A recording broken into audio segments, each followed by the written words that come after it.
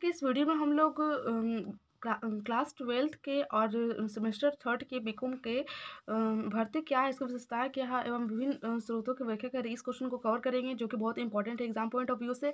और एग्जाम में अक्सर क्वेश्चन को देखने को मिलता है, तो आप लोग को एग्जाम में बहुत ही हेल्पफुल साबित होगा ये क्वेश्चन।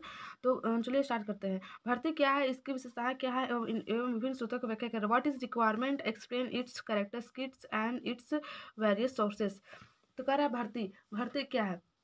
भर्ती संस्था के लिए योग्य व्यक्तियों की खोज करने, उन्हें रिक्त पदों को जानकारी देने तथा उन्हें उन पदों के लिए आवेदन करने के लिए जो प्रोत्साहित करने की प्रक्रिया है।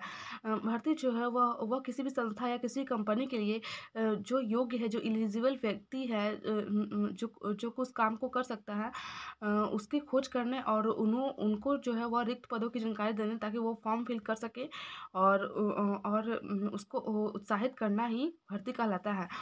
वास्तव में चयन प्रक्रिया का प्रारंभ भी भर्ती से होता है। जो चयन प्रक्रिया होता है ना, उसका प्रारंभ भी भर्ती से ही होता है। ठीक है, फर्स्ट में भर्ती किया था, उसके बाद चयन किया था। ठीक है, तो देखिए भर्ती है, इसको ऐसे लिखिएगा, इसको ब्लैक पेन से लिखिएगा, इसको अंडरलाइन कर ले, ज़्यादा अच्छा मार्क्स मिलेगा, एग्जाम पर ज़्यादा अच्छा इफेक्ट पड़ेगा। फिर अन्य शब्दों में, भर्ती का अभिप्राय उस प्रक्रिया से है जिसके अंतर्गत भावी कर्मचारियों को विभिन्न स्रोतों की खोज की जाती है और उन्हें संगठन में के नियुक्ति प्राप्त करने के हेतु प्रार्थना पत्र भेजने के लिए प्रोत्साहित किया जाता है। ठीक है, भर्ती वही जो योग्य व्यक्तियों को खोज किया जाता है और उनको फॉर्म फिल करने के लिए एक्साइटमेंट किया जाता है कि आप फॉर्म फिल करें और जिससे कि आपको अच्छी जॉब मिलेगी। और इस प्रक्रिया को यह प्रयास किया जाता है कि अधिक से अधिक आवेदन पत्र आए, मतलब इस प्रक्रिया में यह किया जाता है ताकि अधिक से अधिक युवा जो है वह आवेदन पत्र भरे, और इसलिए इस प्रक्रिया को सकारात्मक प्रक्रिया भी कहते हैं। ठीक है, भर्ती प्रक्रिया को हम लोग सकारात्मक प्रक्रिया भी कहते हैं। फिर है, यह तो स्पष्ट है कि किसी भी संगठन की सफलता उसके योग्य एवं आदर्श मानव संसाधन पर निर्भर करती है, अतः संगठन का सुयोग्य एवं प्रभावशाली मानव संसाधन उपलब्ध कराना एवं मानव संसाधन प्रबंधकों का प्रमुख कार्य है। देखिए ये तो स्पष्ट है, किसी भी संस्था या किसी भी कंपनी को मानव संसाधन बिना वो नहीं चल सकता। ठीक है, मानव ही है जो प्रकृति द्वारा प्रदान किए गए पूंजी और विभिन्न साधनों को प्रयोग करके संस्था को लाभ हो जाता है। अगर मानव नहीं होगा तो किसी भी कंपनी को विकास नहीं हो सकता है। तो इसी कारण सुयोग्य मानव संसाधन उपलब्ध कराना जो उसके प्रबंधक है कंपनी का, उसका प्रमुख कार्य होता है। अब भर्ती वर्तमान तथा भविष्य संगठन में उत्पन्न होने वाले व्यक्तियों के लिए योग्य व्यक्तियों को खोज करने की प्रक्रिया है। अब भर्ती जो है वो संगठन में प्रेजेंट और फ्यूचर में जो पद फिल होंगे, मतलब जो खाली होंगे, उनको भरने की एक प्रक्रिया है। ठीक है, फिर यहाँ पर कुछ वैज्ञानिक के नाम हैं जो कि भर्ती की प्रमुख परिभाषाएं को देख लेते हैं। इसमें एक दो वैज्ञानिक का नाम मेंशन करना बहुत जरूरी होता है, जिससे कि एग्जाम में अच्छा नंबर आप उठा सकते हैं। तो डेल स्मिथ के अनुसार भर्ती संभावित कर्मचारियों के स्रोतों का निर्धारण करने और व्यक्तियों के कार्य के अवसरों के बारे में सूचित करने अथवा उन प्रार्थियों को संस्था में आकर्षित करने की प्रक्रिया है जो कार्य को निष्पादित करने के लिए वांछित योग्यता रखते हैं। ठीक है, वही कुल मिलाकर वही है, आप लोग लिख सकते हैं। फिर है, मैकफार्लेन ने कहा है कि भर्ती शब्द कंपनी के लिए योग्य कर्मचारियों को आकर्षित करने की प्रक्रिया है। ठीक है, फिर से भर्ती की विशेषताएं देख लीजिए, आप पॉइंट बाय पॉइंट लिखिएगा तो बहुत ज़्यादा अच्छा नंबर आएगा आप लोग का। तो भर्ती की विशेषताएं, कैरेक्टर स्किल्स ऑफ रिक्वायरमेंट कर है कि भर्ती की अवधारणा एवं परिभाषा को विश्लेषण के आधार पर भर्ती की निम्नलिखित विशेषताएं हैं जो कि निम्नलिखित है। भर्ती मानव संसाधन प्रबंधन का एक अभिन्न अंग है। ठीक है, और ये मानव संसाधन प्रबंधन का एक प्रमुख कार्य भी है। ठीक है, बहुत प्रमुख कार्य भी है। भर्ती संगठन के नियंत्रण चलने वाली स्वस्थ प्रक्रिया, मतलब ये हमेशा कंटिन्यूटी चलती है। ठीक है, हमेशा चलती रहती है। भर्ती के लिए हमेशा जरूरत पड़ती रहती है संस्था में। भर्ती एक सकारात्मक प्रक्रिया क्योंकि इसमें बहुत सारे कर्मचारियों को, बहुत सारे आवेदकों को प्रोत्साहित किया जाता है आने के लिए। भर्ती का स्वभाव आशावादी क्योंकि यह नव युवकों और बेरोजगारी पर जो युवक है उसको मन में आशा दिलाता है ताकि वो अपने फॉर्म को फिल कर सके और अपना लाइफ अच्छी तरह से जी सके। और भर्ती चयन, प्रशिक्षण, पदस्थापन, पदोन्नति आदि की प्रक्रिया का प्रारंभ करती है। भर्ती सबसे पहले फर्स्ट में भर्ती होती है, फिर चयन, फिर प्रशिक्षण, फिर पदस्थापन, फिर पदोन्नति होती है। ठीक, प्रमोशन होती है। तो सबसे फर्स्ट ये भर्ती ही है ना जो ये सब प्रक्रिया को प्रारंभ करती है। तो भर्ती नहीं होगा तो ये सब प्रक्रिया भी नहीं होगी।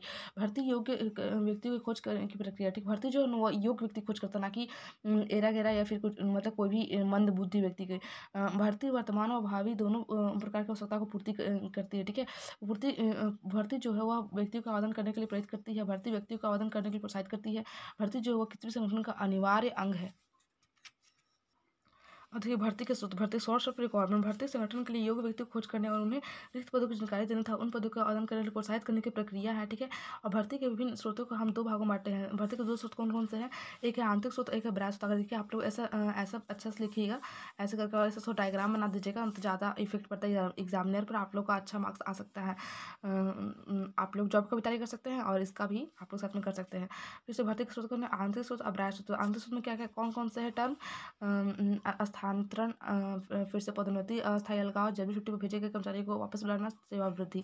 इसमें है पूर्व के कर्मचारी, वर्तमान कर्मचारियों के मित्र एवं रिश्तेदार, कारखाने के फाटक पर भर्ती, कैंपस भर्ती, रोजगार कार्यालय, विज्ञापन और श्रम संघ इत्यादि, ठीक है।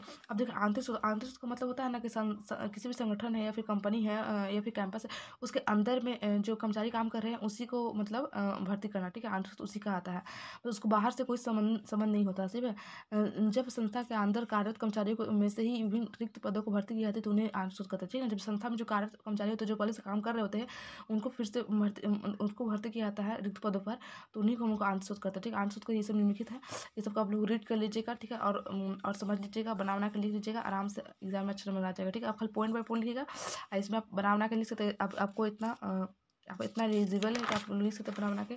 और है ब्राय सूत्र किसे कहते हैं? देखिए ब्राय सूत्र मतलब इसका आंतरिक सूत्र कोई मतलब ही नहीं रखना, ठीक है। ब्राय सूत्र का आशय है उन संस्था में रिक्त हुए पदों के संस्था के लिए बाहर के लोगों को आमंत्रित करने से, बाहर जितने भी लोग हैं उनको संस्था के अंतर के व्यक्ति को कोई मतलब नहीं है, ठीक है। उनसे ही पदों को भरना, जैसे पूर्व कर्मचारी हो गया, वर्तमान कर्मचारी के मित्र रिश्तेदार हो गए, कारखाने के पाठक भर्ती, फिर से कैंपस भर्ती, रोजगार कार्यालय, विज्ञापन, ठीक है।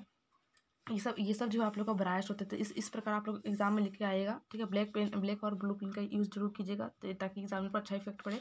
और इस तरह कम से कम एक क्वेश्चन का 5-4 या फिर लास्ट मिनिमम 3 और मैक्सिमम 6 पेज लिख के आइएगा, जिससे कि बहुत अच्छा आप लोग का मार्क्स अर्न कर सकते हैं, ठीक है। तो आप लोग नेक्स्ट वीडियो का वेट कीजिए, फिर हम लोग नेक्स्ट वीडियो मिलेंगे ऐसे ही इंपॉर्टेंट क्वेश्चन के साथ, और जो कि आप लोग के एग्जाम में बहुत ही हेल्पफुल साबित होगा। तो thank you so much watching this video.